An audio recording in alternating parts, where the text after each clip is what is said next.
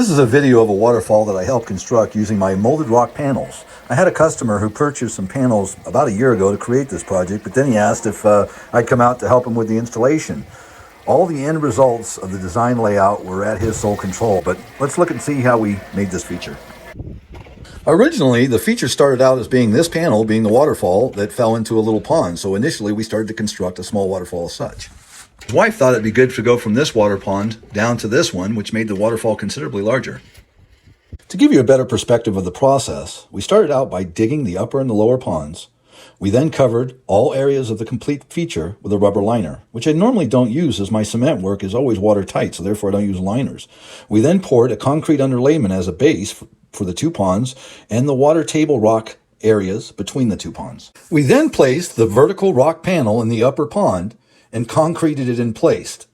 Next, we created a cardboard form to be able to bond an upper concrete pond to the back side of the panel to feed water down the panel and into the lower pond. Once the cardboard form was securely in place, we formed the upper concrete pond to the back side of the panel. As we poured the concrete underlayment, we reinforced it with mesh. Okay, this is the conclusion of the first day. The ponds were dug, the liner was laid down, the concrete underlayment for the ponds and the table rock areas. The panel was set in and concreted, ready to start building rocks on the side tomorrow.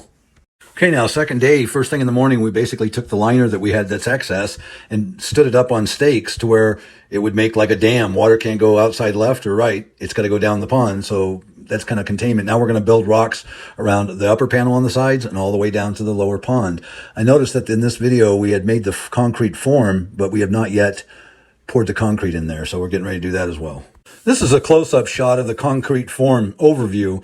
I wish I had taken some pictures on the side, but what we did was we formed a cardboard that would fit to the back of this and then just grate foamed it, a urethane foam, till it was dry. And then we carved off the extra foam and started pouring the concrete inside the backside of the panel. Okay, in this video, we have cut some panels and wired them together, what we call hanging the panels, and we washed them down. We're about to add the fiber mud to seam them together. If it's overhanging, we need to cut it off.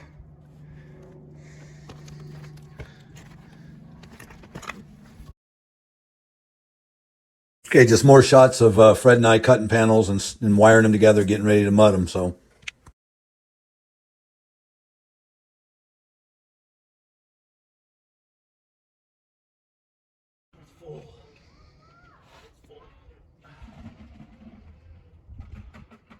I'm the boss. I don't know how to get around it.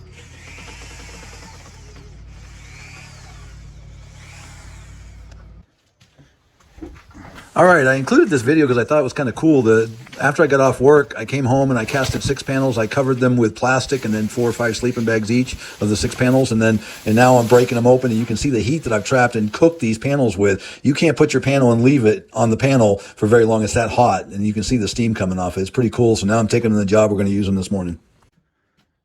This is after I've even broken them open and they've been sitting for a minute and I put them out in the truck. They steamed for about 15 minutes. That's how hot they were.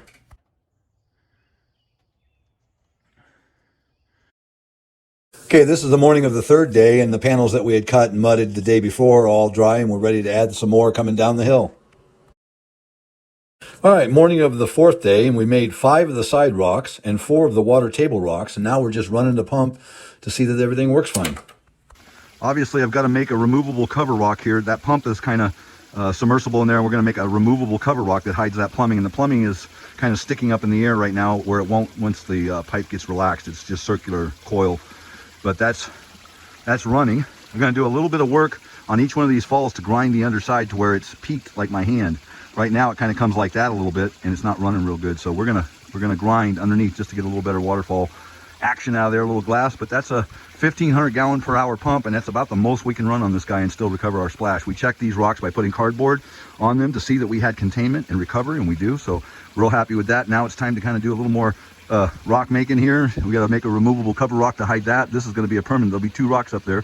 One is a cover rock that's removable, so I always have access to that plumbing. Second to that, it's going to be a built-in rock, and then that pond is done. This one, like I say, we'll get that one built. So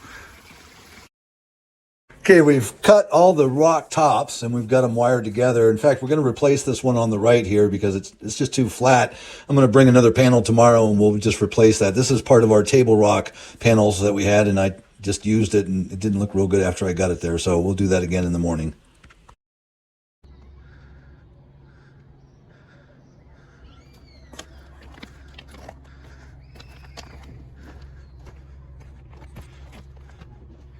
Here's one rock, the top's not on it yet. When we take it off, we're gonna wire it and mud it from the inside.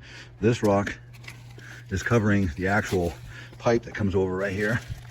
You can see the pipe right there. This is covering the pipe. This is a removable rock, so is this one. So you can get in and hydro seal the pond very easily. Right now, there's not a lot of room if you did have to get in there. You know, a little bit right here, a little bit right over here. You could not really seal this thing. So these two rocks are removable. Down there, we're gonna make two rocks, one for the float, one for the pump discharge that comes up and over the bond beam into the soil. Still got some rocks to finish, but it's coming along. This back isn't viewable from the view area, and it's just gonna be left like that. You can see the flex PVC down in there.